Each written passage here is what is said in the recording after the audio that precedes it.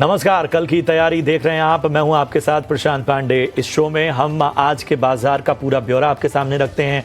कौन से सेक्टर्स में आज हरियाली नजर आई, कौन से सेक्टर पर दबाव दिखा, खबरों के दम पे कौन से शेयर छाए रहे, कौन सा सेक्टर फोकस में रहा, ये सारी बातें आपको बताते हैं। याद रखिए, मार्केट क्लोज होने के बाद ये इकलौता शो है जहां पर बाजार का पूरा ब्यौरा आपके सामने हम रखते हैं। तो अगर आप दिन भर अपनी व्यस्तता के कारण, अपने काम काज के चक्कर में मार्केट को ठीक तरीके से नहीं समझ पाए हैं, तो इस शो को देखिए। मार्केट बंद होने के बाद ये इकलौता दमदार शो है जहां पर सारी जानकारी हम आपके सामने रखते हैं। और यही नहीं, इकलौता ऐसा शो है आफ्टर मार्केट जहां पर हम आपके सवालों के जवाब भी देते हैं। याद रखिए, कल की तैयारी में सवाल भेजने का तरीका बेहद आसान है। कंफ्यूज मत होइए, सिर्फ एक प्लेटफॉर्म है, वो है यूट्यूब। जी हां, यूट्यूब पर ये शो देखते हुए अपने सवाल पोस्ट कीजिए। लेकिन याद रखिए, आज जो आप सवाल पूछेंगे उसके जवाब कल के शो में दिए जाएंगे मंगलवार। यानी पिछले दिनों जो आपने सवाल पूछे थे, जिन लोगों ने कमेंट किया था, उनके सवालों के जवाब आज के शो में दिग्गज एक्सपर्ट देंगे। और आज के शो में हमारे साथ दो बेहद खास मेहमान चर्चा में शामिल हो रहे हैं। मैं परिचय करा दूं, हमारे साथ मेरा एसेट शेयर खान से विनोद मोदी साहब आज हमारे साथ जुड़ रहे हैं, और HDFC सिक्योरिटीज से अजीत नायक साहब हमारे साथ जुड़ रहे हैं। आप दोनों का बहुत बहुत स्वागत। और सबसे पहले जरा बाजार का ब्यौरा हम दें और बाजार के बड़े बुलेट पॉइंट आपके सामने रखते हैं। तो मार्केट के अगर हम पॉइंटर्स को देखें इन सब के बीच में, तो आप देखिए निफ्टी जो है वो 24,550 के नीचे क्लोजिंग लेता हुआ नजर आया। 180 अंकों की लगभग हमने गिरावट देखी और 24,550 के आसपास बंद हुआ। बैंक निफ्टी में 350 अंकों की गिरावट नजर आई, 55,550 के करीब बंद हुआ। निफ्टी मिड कैप भी जो है वो लाल निशान में क्लोजिंग लेता नजर आया। हालांकि स्मॉल कैप जो है वो हल्की तेजी के साथ हरे निशान में क्लोजिंग हुई। पीएम मोदी के बयान से एयरलाइंस शेयरों में जोश हमें नजर आया। अब चलिए सेक्टर्स की जरा हम बात कर लेते हैं। ये तो बाजार का ब्यौरा हमने रखा। सेक्टर्स में देखिए, बड़ी ब्लॉक डील से जो है वो यस बैंक और ओला इलेक्ट्रिक के शेयरों में आज दबाव हमें देखने को मिला। दूसरे सेक्टर की बात करें तो बैंकिंग शेयरों में आज हमें कमजोरी देखने को मिली। Axis bank, IDFC first bank, Indian overseas bank, UCO bank जैसे जो शेयर रहे, उनमें आज हमें गिरावट का आलम देखने को मिला। इसके अलावा जिन सेक्टर्स में तेजी रही उनमें फर्टिलाइजर, आज देखिए फैक्ट, RCF, दीपक फर्टिलाइजर, GSFC जैसे स्टॉक रहे। आज फर्टिलाइजर स्पेस में उन्होंने अच्छी खासी तेजी देखी और अच्छा खासा जिन्होंने पैसे लगाए थे उनको मुनाफा कमा कर दिया। वहीं अगर हम बात करें रियलिटी स्टॉक्स की, तो पॉलिसी से पहले जो कि अंदाजा लगाया जा रहा है कि रेट कट्स होंगे, उसका इंपैक्ट हम लगातार देख रहे हैं। शोभा, इसके अलावा brigade enterprises, Prestige estate, Macrotech Lodha, ये तमाम दिग्गज स्टॉक्स जो थे वो आज हरे निशान में बंद हुए। तो ये था बाजार का पूरा ब्यौरा, और कौन से सेक्टर्स पर दबाव रहा, कौन से सेक्टर्स आज हरियाली में रहे, ये भी हमने आपको बताया। और अब अजीत, मैं आपके पास आना चाहूंगा, जरा हमें राय दीजिए मार्केट पर आज के बाजार के हिसाब से आपको कल किन लेवल्स पे ध्यान रखना चाहिए। आम लोग जो कल मार्केट में उतरे वो किन किन लेवल्स का ख्याल रखें। नमस्ते सर, और धन्यवाद मुझे शो पर बुलाने के लिए। तो सबसे पहले हम निफ्टी का बात करेंगे। आप निफ्टी को अगर देखेंगे तो काफी समय से वो कंसोलिडेशन मोड पे चला गया है। एक अच्छा 21,800 से लेके 23,500 के आसपास तक का रैली हमको देखने को मिला। उसके बाद एकदम थक सा गया है। तो अगर हम देखेंगे, पहले मैं थोड़ा ब्रॉडर पर्सपेक्टिव इसके लिए बताना चाहता हूँ कि हमें ये अंदाजा लगाना चाहिए कि मार्केट अभी किस ओर जा रहा है। तो टॉप से लेके जो सितंबर में हाई बनाया था वहां से बॉटम तक अभी अगर हम रिट्रेसमेंट लगाएंगे तो लगभग 61% तक का मार्केट ने एक उछाल देखने को मिला है। अगर ये हम कहते हैं कि we are now into a new market, new तेजी मार्केट में है, तो हमें ये जो लेवल है 25,000 का लेवल नेक्स्ट वीक के अंदर तक मुझे लगता है कि वी हैव टू ब्रेक, हमको ब्रेक करना बहुत जरूरी है, क्योंकि मार्केट में टाइम वाइज और प्राइस वाइज दो टाइप के करेक्शन चलते हैं। तो जितना दिन मार्केट ने बढ़ने पे लिया है उससे ज्यादा दिन कंसोलिडेट हो चुका है। अगर अभी ये कंसोलिडेशन 24,300 मार्केट ब्रीच करता है, फिर हमें थोड़ा दिक्कत का सामना करना पड़ेगा, वापस एक डाउन मूव आने का चांसेस बढ़ जाएगा, उसका प्रोबेबिलिटी बढ़ेगा, आएगा ऐसा नहीं बोल रहा, प्रोबेबिलिटी बढ़ जाएगा। तो हमें अभी 25,000 with in next 2 to 3 days में क्रॉस करना पड़ेगा और 24,300 को प्रोटेक्ट कर कर चलना पड़ेगा। अगर मार्केट ने डेली क्लोजिंग अगर 24,300 के नीचे आ गया तो मुझे लगता है वहां से लगभग मार्केट में 300 350 से 400 पॉइंट तक का एक करेक्शन देखने को मिल सकता है, और हालांकि आने वाले दिनों में कुछ ज्यादा करेक्शन भी हो सकता है। अगर हमने मार्केट को 24,300 नहीं ब्रेक करे और 25,000 ब्रेक किया तो नए हाई आने का भी संभावना है। और जो भी है, हमें काफी दिन हमने बिता चुके हैं इस लेवल पे 25,000 से 24,600 500 के लेवल पे। अभी कंसोलिडेशन का बाहर आने का टाइम आ गया है, नहीं आया तो फिर एक दिक्कत का सामना करना हो सकता है मार्केट को वापस। ठीक है, तो याद रखिए रणनीति और आपको किन लेवल्स का ध्यान रखना है, और ये कंसोलिडेशन फेज है उस पर भी खास तौर पर राय दी अजीत ने। मैं विनोद जी आपके पास आना चाहूँगा, और जैसा मैंने अपने शुरुआती जानकारी में बताया कि एक तो हमें यस बैंक और ओला इलेक्ट्रिक जैसे शेयरों में ब्लॉक डील का इम्पैक्ट देखने को मिला, बैंकिंग शेयरों में आज हमें कमजोरी देखने को मिली, लेकिन दो सेक्टर ऐसे रहे खास तौर पे जिनका मैं जिक्र करना चाहूंगा। एक तो फर्टिलाइजर स्पेस और दूसरा रियल एस्टेट यानी रियल्टी सेक्टर। इन दोनों में इम्पैक्ट देखने को मिला। पॉलिसी से पहले रियल एस्टेट स्टॉक्स की तेजी देखते ही बन रही है। फर्टिलाइजर शेयरों में भी मोमेंटम देखने को मिला है। फैक्ट, आरसीएफ, दीपक फर्टिलाइजर, जीएसएफसी, और बड़े सवाल भी इस पर आए हैं दर्शकों के। हमें बताइए इन दोनों सेक्टर पर आपका नजरिया क्या बन रहा है, फर्टिलाइजर और रियल एस्टेट? नमस्कार Prashant ji. Real estate I think देखिए, हम लोग का जो व्यू है लगभग 3 सालों से कंसिस्टेंटली रियल एस्टेट सेक्टर में हम लोग पॉजिटिव रहे हैं, और हमें लगता है ये जो साइकिल हम लोग जो 3 साल पहले चालू हुई थी, अब साइकिल वो अभी भी सस्टेन रहेगी आने वाले 3 से 4 सालों में। तो हम लोग ओवरऑल स्ट्रक्चरली काफी पॉजिटिव है। और ये जो नियर टर्म का जो बात करें, जो अब लास्ट कुछ दिनों से रियल एस्टेट सेक्टर में थोड़ा जो मूवमेंट देख रहे हैं clearly because of the fact कि इंटरेस्ट रेट की जो कट आने की जो पॉसिबिलिटी है थर्ड इंटरेस्ट रेट का, उसका clear benefit I mean real estate company को मिलेगी, जिसके वजह से जो वॉल्यूम सस्टेनेबिलिटी है जो कंपनी के प्री बुकिंग्स जो दिखाते हैं वो आने वाले क्वार्टर में भी अच्छा रहेगा। तो हमें लगता है कि उस हिसाब से आई मीन अगर किसी को भी अब यहाँ से भी 2-3 साल का व्यू है तो रियल एस्टेट सेक्टर में अच्छे कंपनी में आप इन्वेस्ट करके रख सकते हैं। जो दूसरा आपका क्वेश्चन था अबाउट फर्टिलाइजर, आई थिंक ये बहुत साइक्लिकल है, बहुत फास्ट ये चेंज होते रहते हैं। जो नियर टर्म में जो हम लोग अभी देखे हैं, जो कुछ दिनों से जो उसमें दिखी है जो उछाल, ये purely because of better monsoon. और यहाँ पे ये भी लगाया जा रहा है क्योंकि गवर्नमेंट के जिस हिसाब से देखेंगे जो कैश फ्लो ओवरऑल जो इनकम ठीक ठाक हुआ है उसके वजह से इसकी संभावना है कि रियल आई मीन ये सेक्टर में ओवरऑल फर्टिलाइजर सब्सिडी बढ़ सकता है आने वाले दिन में। तो because of all this things ये है, बट मुझे स्ट्रक्चरली मैं ये सेक्टर में पॉजिटिव नहीं हूँ। स्ट्रक्चरली के हिसाब से मेरे को तो रियल एस्टेट मुझे बेटर लगता है कंपेयर टू इस फर्टिलाइजर स्पेस।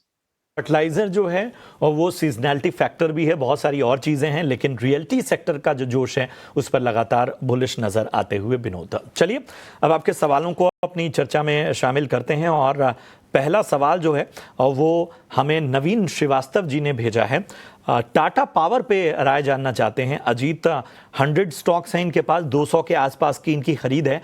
6 मंथ का व्यू टाटा मोटर्स पे जानना चाहते हैं, और मैं कहूँगा बहुत ही अच्छी और इंटरेस्टिंग लेवल पे इनकी बाइंग है। 200 रुपए के भाव पे खरीदा इन्होंने, मुनाफे में है। बताइए टाटा मोटर्स में क्या जो बीच में एक फेज आया था उस दौर से निकल चुका है, अभी भी पोटेंशियल बाकी है? सर टाटा मोटर्स पे आप पूछ रहे हो? Tata power, Tata power. हाँ वही थोड़ा कंफ्यूज। जी जी।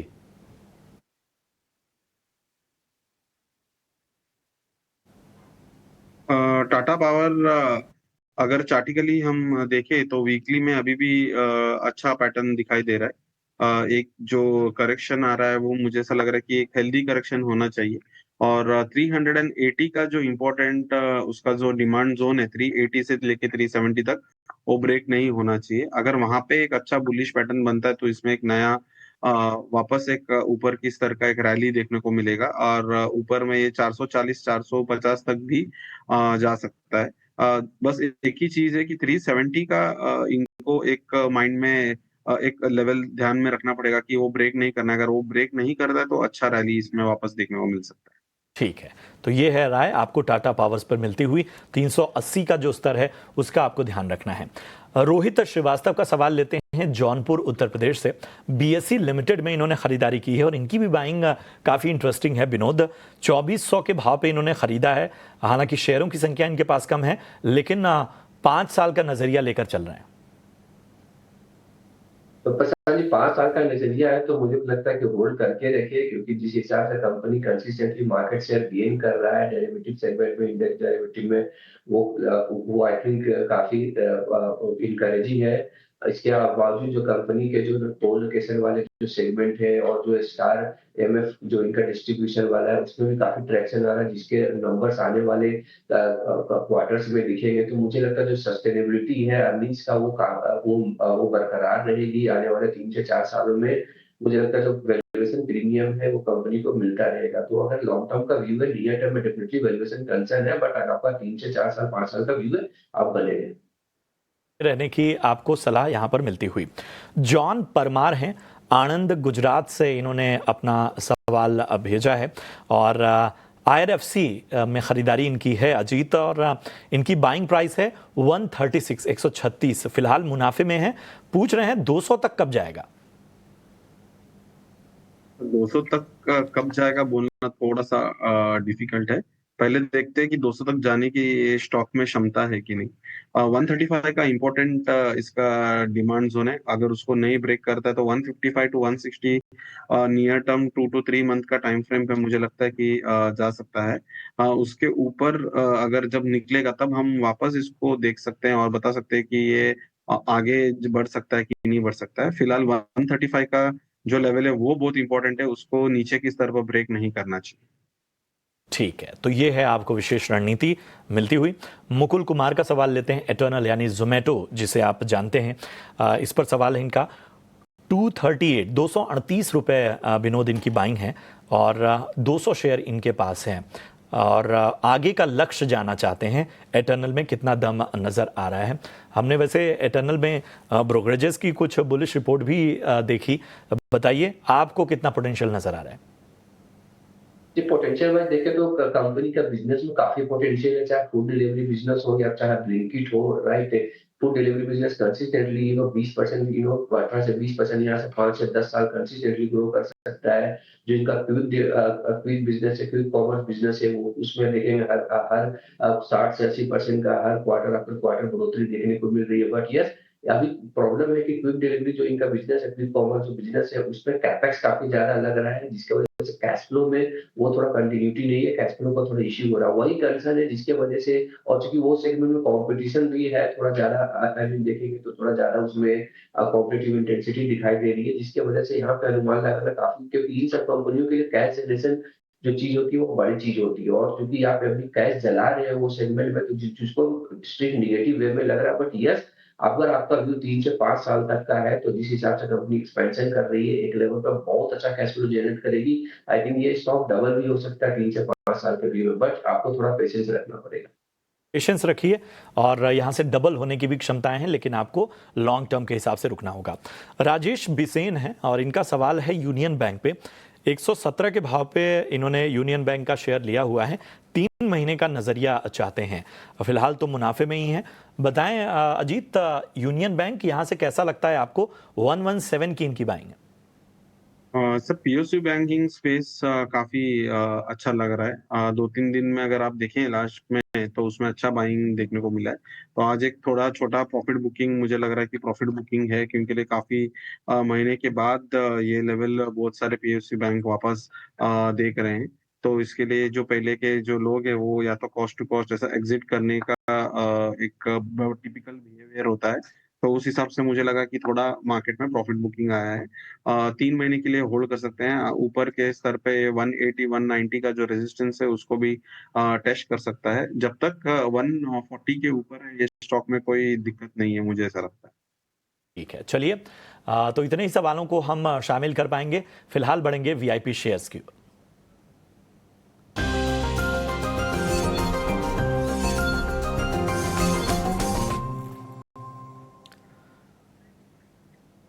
तो विनोद, सबसे पहले मैं आपके पास आना चाहूंगा। बताइए आज वीआईपी पिक के तौर पर आपकी पसंद क्या है? जो वीआईपी शेयर के तौर पे हमारा पिक रहेगा बजाज फाइनेंस पे with target price of 10,500 level. Company देखिए कंसिस्टेंटली 25 से 30% ग्रो करता रहा है। आने वाले 5 सालों में मुझे लगता है लगभग 20 से 25% आराम से ग्रो करेगी। 4 लाख करोड़ के ऊपर ऑलरेडी इनका एवीएम हो चुका है। आप समझिए वो बेस पे अगर कोई कंपनी कंसिस्टेंटली 20% ग्रो करेगी तो definitely it deserve premium valuation. 10 crore से ज्यादा के इनके ओवरऑल कस्टमर हो चुके हैं। इंटरेस्ट रेट का जो साइकिल है वो कट का साइकिल चालू हो चुका है। तो ये सब जो एनबीएफसी कंपनी है they would be beneficiary out of that. तो मुझे लगता है कि ये जो 10,500 का टारगेट प्राइस है आई थिंक बहुत हद तक अचीवेबल है आने वाले महीनों में। बजाज फाइनेंस 10,500 तक के लक्ष्य के लिए 1 साल के नजरिए से आपको विनोद जी की राय में। चलिए बढ़ते हैं आगे। और अजीत, आप बताइए आपके रडार पे कौन से स्टॉक्स हैं? एक इंडिया सीमेंट है जो काफी स्ट्रांग दिखाई दे रहा है। इस खराब मार्केट में भी टिका हुआ दिखाई दिया है और अच्छा ब्रेकआउट आया है। तो 340 के छोटा स्टॉप लॉस से 340 के स्टॉप लॉस से 365 का टारगेट इसमें रख सकते हैं। क्योंकि लिए मुझे लग रहा है कि मार्केट एक करेक्शन मोड में अच्छा करेक्शन जा सकता है। इसके लिए बहुत छोटा स्टॉप लॉस दिया गया है, 340 का स्टॉप लॉस। और अगर मार्केट में अच्छा करेक्शन आया तो मैनकाइंड जो स्टॉक है वो एक 4 से 5 दिन का कंसोलिडेशन का ब्रेकडाउन दिया है, तो उसमें सेल कर माफी सकते चाहूंगा अजीत, मैनकाइंड फार्मा शायद हमारी कवरेज में नहीं है। तो फिलहाल हम इंडिया सीमेंट को ही आपके रिकमेंडेशन में कंसीडर करते हैं। और इसके साथ ही अब एक औपचारिकता है, अपना डिस्क्लेमर जरा दे दें। हैं। जो भी स्टॉक हमने रेकमेंड किया है वो हमारे क्लाइंट को हम शायद रेकमेंड किया हो सकता है, पर मेरे पर्सनल होल्डिंग में कोई स्टॉक नहीं है। ठीक है, विनोद अपना डिस्क्लेमर देते जाएं। जितने भी स्टॉक्स हमने डिस्कस किए मेरे खुद के निजी पोर्टफोलियो में नहीं है बट मेरे क्लाइंट्स के पास हो सकते हैं या हमने रिकमेंड किए। चलिए बहुत बहुत शुक्रिया करेंगे विनोद, बहुत बहुत धन्यवाद करेंगे अजीत अपना कीमती समय देने के लिए और निवेशकों का मार्गदर्शन करने के लिए, बाजार पर रणनीति बताने के लिए। चलिए इसी के साथ कल की तैयारी में इतना ही, लेकिन यहाँ पर एक विशेष जानकारी आपको दे देते हैं। महीने की शुरुआत में अक्सर बड़े बड़े पैसों के काम होते हैं, जैसे सैलरी आती है, बिल भरने होते हैं, खर्चों की प्लानिंग होती है। लेकिन जिस तरह हम अपने खर्चों की प्लानिंग करते हैं उसी तरह अपने निवेश की प्लानिंग करना भी बहुत ज़रूरी है। इसी आदत को बढ़ावा देने के लिए एसबीआई म्यूचुअल फंड्स और टाइम्स नेटवर्क मिलकर एक खास राष्ट्रीय इन्वेस्टर अवेयरनेस पहल शुरू कर रहे हैं, जिसका नाम है भारत निवेश बेहतर कल। इस पहल का मकसद भारतीयों में लगातार निवेश करने की आदत को प्रोत्साहन देना है, ताकि वो अपना आर्थिक भविष्य सुरक्षित कर सकें। चलिए इसी के साथ इस शो में इतना ही, दीजिए इजाजत। लेकिन आप देखते रहिए ईटी नाउ स्वदेश। नमस्कार।